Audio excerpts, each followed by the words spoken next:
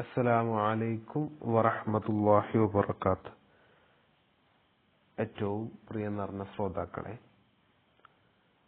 ഞാനിന്ന് നിങ്ങളോട് പറയാൻ പോകുന്നത് അല്ലെങ്കിൽ നിങ്ങളിലേക്ക് പരിചയപ്പെടുത്താൻ പോകുന്നത് അറബി ഭാഷയിലെ ഏറ്റവും പ്രധാനപ്പെട്ട ഒരു ഭാഗം തന്നെയാണ്. അതാണ് നഹ്വ് എന്ന് പറയുന്നത്. അത് ഏത് ഭാഷയിൽ എടുക്കുകയാണെന്നുണ്ടെങ്കിലും ആ ഭാഷയുടെ ഗ്രാമർ അറിഞ്ഞിരിക്കുക എന്നുള്ളത് ഒരു മർമ്മപ്രധാനമായിട്ടുള്ള കാര്യം തന്നെയാണ്.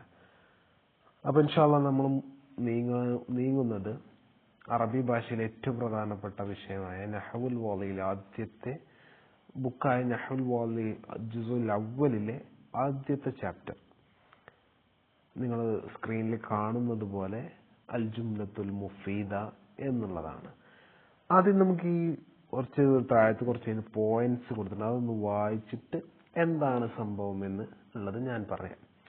അൽ ബുസ്താനു ജമീലുൻ, അശ്ശംസു ത്വാലിഅത്തുൻ, ശമ്മ അലിയൻ വറദത്തൻ, ഖതഫ മുഹമ്മദു സഹറത്തൻ, യഈശു സമഖു ഫിൽ മാഇ, യക്സുറുൽ നഖീല ഫിൽ മിസ്ർ.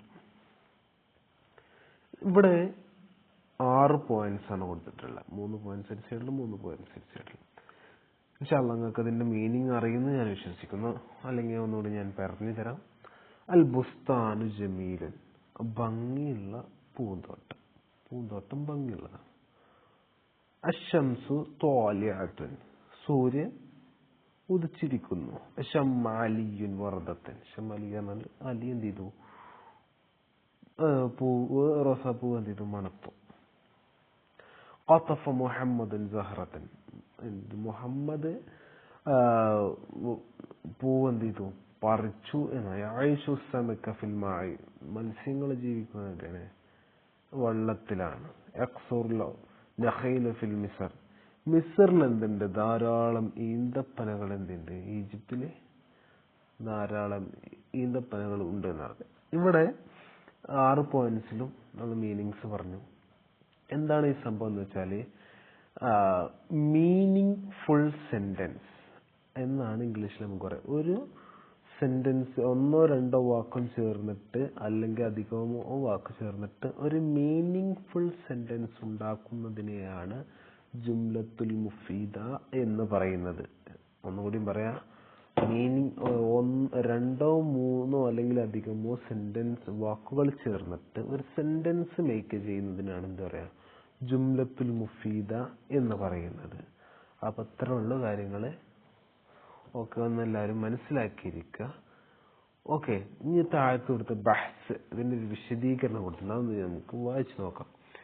إذا تعملنا التركيب الأول وجدناه يتركب من كلمتين إحداهما البستان وثانية الجميلة، فإذا أخذناه الكلمة الأولى وحدها وهي البستان لم نفهم إلا معنى مفردا لا يكفي التحتاطب، وكذلك الحال إذا أخذنا الكلمة الثانية وحدها وهي الجميل، لكن إذا ضمنا إحدى الكلمتين إلا أخرى على نحو الذين في تركيب وقلنا البستان الجميل، فهمنا معنى كاملا واستفدنا فائدة تامة وهي اتصاف البستان بالجمال، ولذلك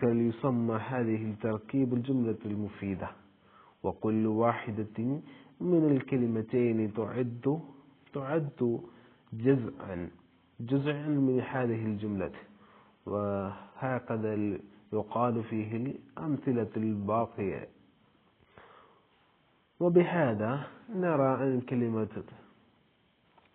كلمة وحدها لا أقف فيه خاطبا، وأنه لا بد من كلمة فأقصر حتى يستفيد الإنسان فائدة تامة، وأنما نحو قم اجلس تقلم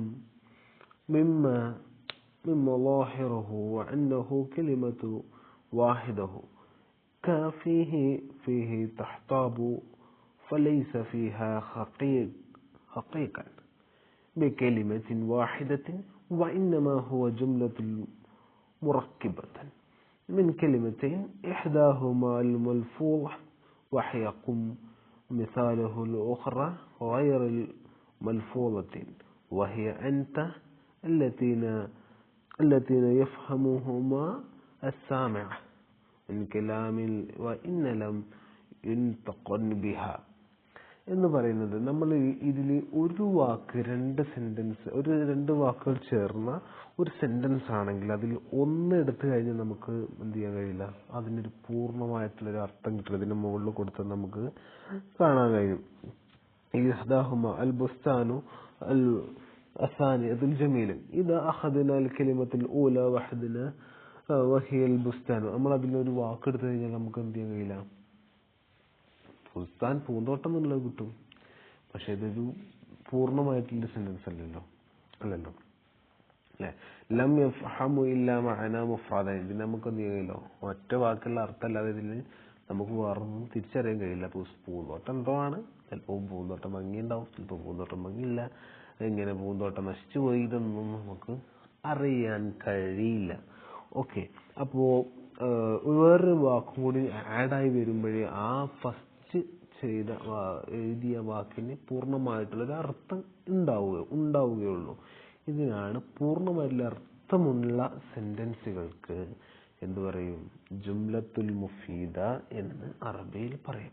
ഇനി ഇതെങ്ങനെ ഉണ്ടാകുന്നത് നമ്മൾ പറഞ്ഞു, രണ്ടോ മൂന്നോ അതിലുള്ള സെന്റൻസ് വാക്കുകൾ ചേർന്നിട്ടാണ് എന്തുണ്ടാവുന്നത്, ഒരു ജുംലത്തുൽ മുഫീദ ഉണ്ടാകുന്നത് എന്നാണ് പറയുന്നത് കേട്ടോ. പക്ഷെ അതിന് നമുക്ക് കായിദ നോക്കാം. ഓക്കെ, ഇതിന്റെ നിയമവശങ്ങളൊന്ന് നോക്കാം. التركيب الذي يفيد فاعدة تامة يسمى جملة المفيدة ويسمى أيضا كلام. ഇതിന്റെ തർക്കീബൊക്കെ ചേർത്ത് വരുന്നതിന് നമ്മൾ ജുംലത്തുൽ മുഫീദ എന്ന് പറയും, വൈസമ്മ അയ്ളൻ കലാം. ഇതാണ് കലാം എന്ന് പറഞ്ഞാലും അതിന്റെ അർത്ഥം ഒന്ന് തന്നെയാണ്. അൽ ജുംലത്തുൽ മുഫീദത്തു ഖദ് തതർക്കിബു മിൻ കലിമതൈൻ വഖദ് തതർക്കിബു മിൻ അക്സറ വകുല്ല കലിമതൻ ഫീഹ തുഅദ്ദു ജുസ്അൻ മിൻഹാ. നമ്മൾ എന്ത് ചെയ്യും, അതിന്റെ തർക്കീബ് അത് ഒരു ക്രമത്തിൽ എന്ത് ചെയ്യും, അതിനെ വെക്കും. അതിന്റെ ആ വെച്ച ഓരോ സെന്റൻസും ഓരോ ക്രമത്തിൽ വെക്കും, ഓരോ വാക്കും അതിന്റെ ക്രമത്തിൽ വെക്കും. അങ്ങനെ വെച്ചതിനെയാണ് എന്താ പറയുക, ജുംലത്തുൽ മുഫീദ എന്ന് പറയുന്നത്. അപ്പോൾ നിങ്ങൾക്ക് മനസ്സിലായി എന്ന് വിശ്വസിക്കുന്നു. ഇൻഷാ അല്ലാഹ് അടുത്ത ക്ലാസ്സുമായിട്ട് നമുക്ക് വീണ്ടും കാണാം. അസ്സലാമു അലൈക്കും വറഹ്മത്തുള്ളാഹി വബറകാതുഹു.